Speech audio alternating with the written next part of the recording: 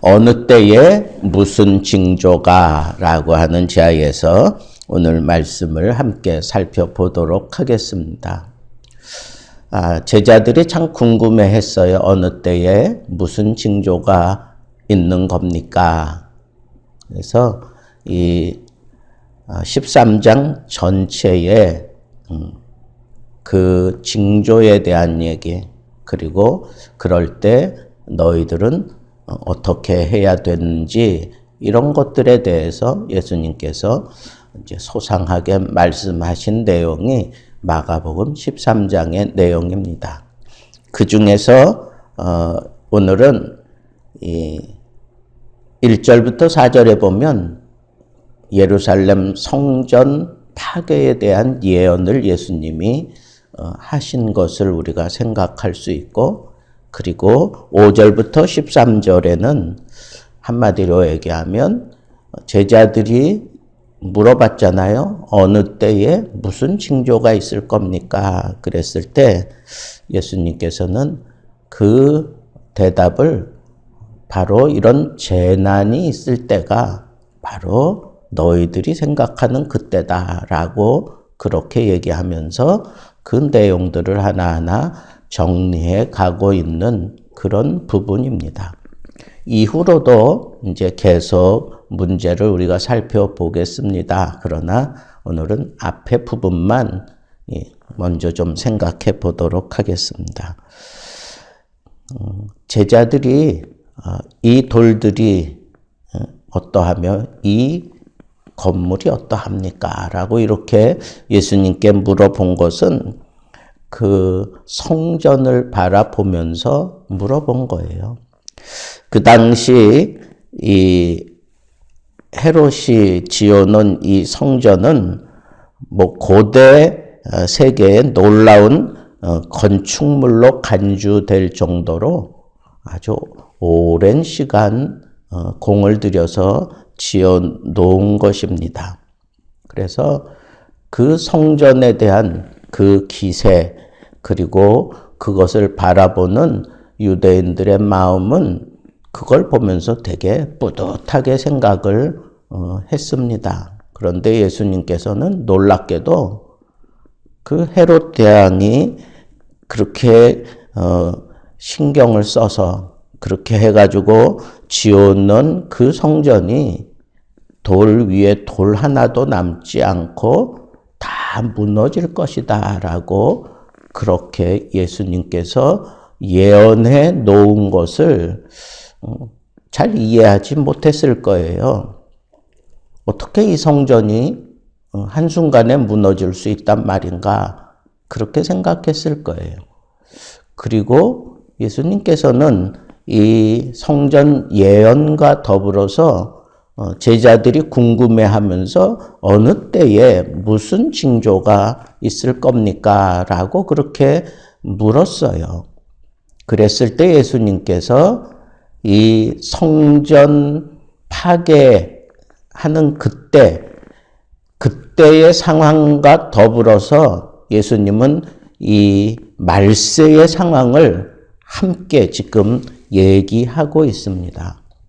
그래서 제일 마지막 절 가면 이 모든 말은, 내가 한 이 모든 말은 너희만이 아니라 모든 사람을 위한 말이다 라고 예수님께서 단정지어 얘기하는 그런 대목도 나오는데, 그래서 우리는 이 말씀을 볼 때 예수님이 이렇게 선지자적인 눈을 가지고 근접하여 일어난 일들도 또 앞으로 일어날 일과 더불어서 같은 선상에서 보고 우리 주님이 하신 말씀이구나라고 하는 것을 우리는 제자들, 그 당시의 제자들이 아니고 한참 이후의 세대에 살아가고 있으니까 그게 보이지만 그 당시에는 그런 게 잘 이해되지 않았을 겁니다. 어쨌거나 예수님이 예언하신 그 예언이 실제로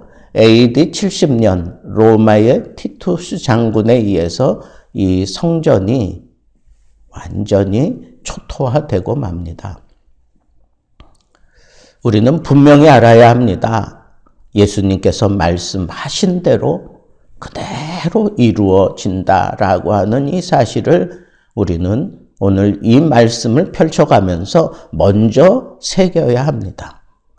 그러면 이렇게 인간들이 자기의 그 영화 그리고 자기의 그 대단함을 보여주기 위해서 엄청난 돌들을 운반해가지고 지어놓은 성전일지라도 그것을 자랑하고 싶어하는 마음, 이 세상의 그 큰 위엄을 마치 자기 것인 양 그렇게 뿌듯해하며 자랑하고 싶어하는 그 속내도 이 성전이 무너진 사실 앞에 다 무너져야 하는데 사람들의 마음은 여전히 무너지지 않고 있기 때문에 이어서 이 말세의 현상이 우리 코앞에까지 다가올 수밖에 없었다라고 하는 이 사실을 우리는 연속적으로 생각해낼 수 있어야 한다는 겁니다.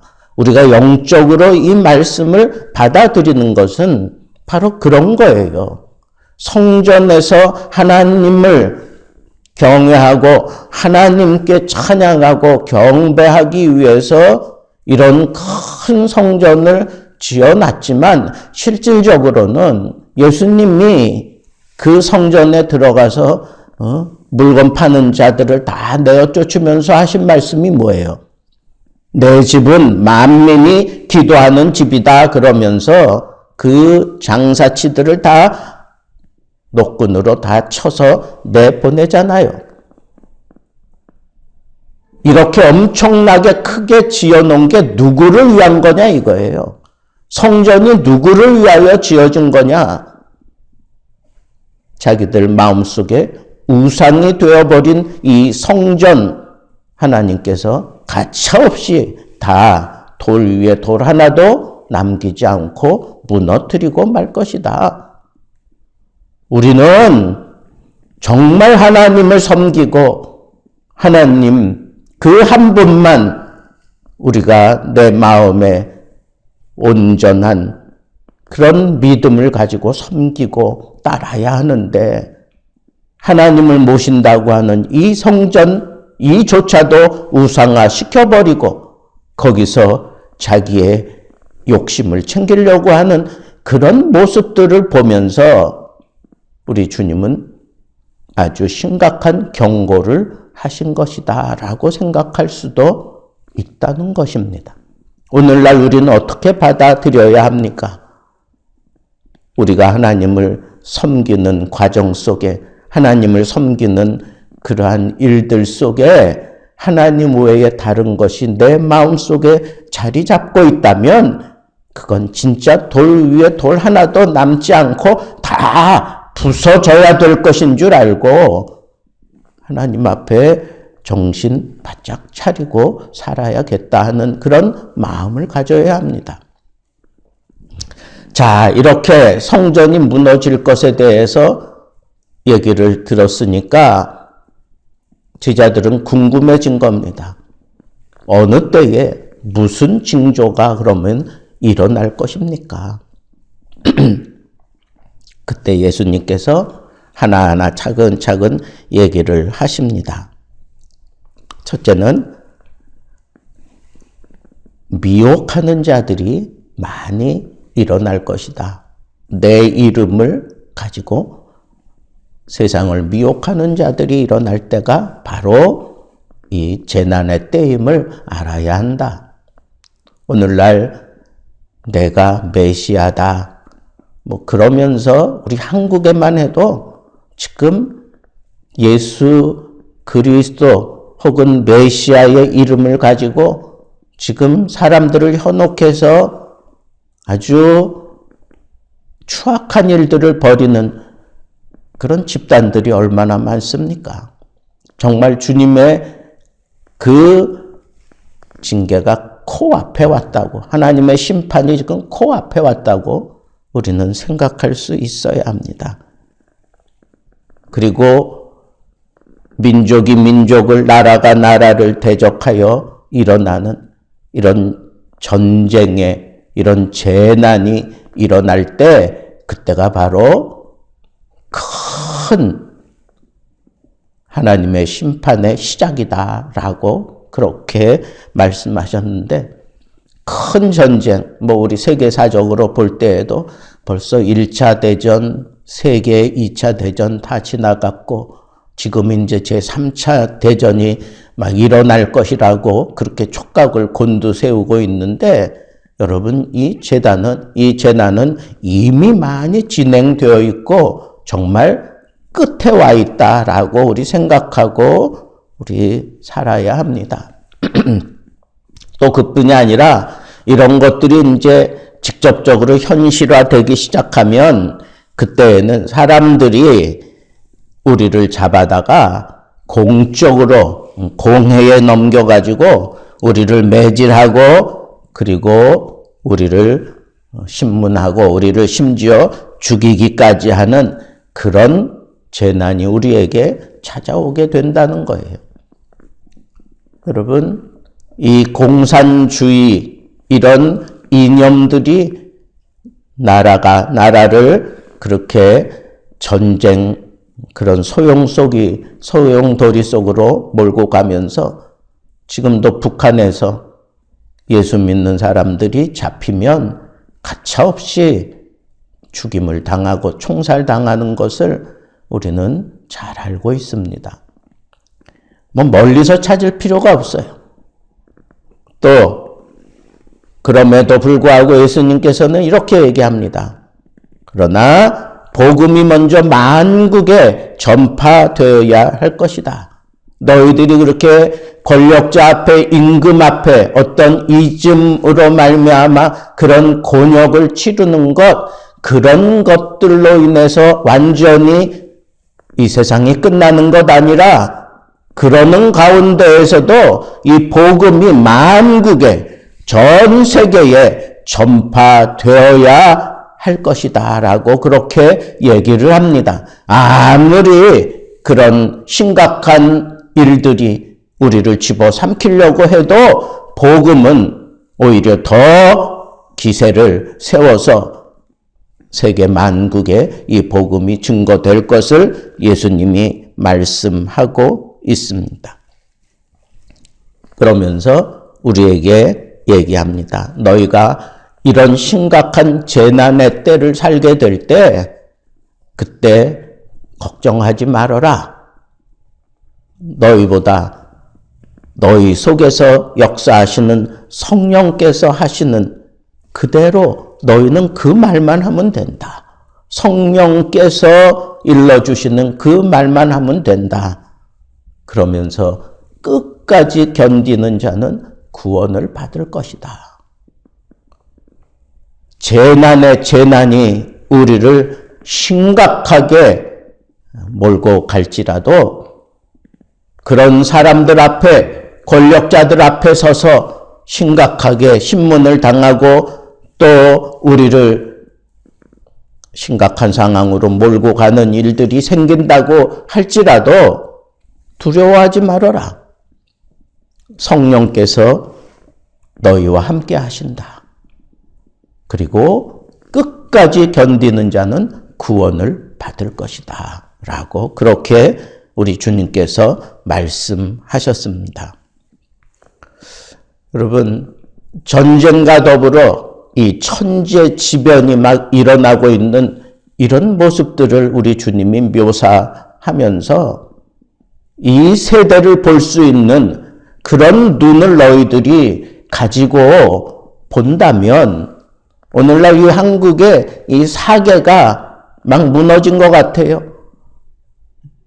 어떻게 겨울에 이런 일들이 일어날 수 있으며 여름에 어떻게 그런 일들이 일어날 수 있으며 이건 시도 때도 없이 이제는 아주 일률적으로 그렇게 진행되던 이 자연의 현상이 다 깨어져 버린, 그래서 이 천재지변이 일어나는, 지진이 일어나고 심각한 그런 태풍이 불어닥치고 그러면서 이 세상을 흉흉하게 하는 소문들이 각처에 넘쳐나고 있는 이런 모습들을 보면서 왜 깨닫지 못하느냐 그러는 거예요. 왜 깨닫지 못하느냐.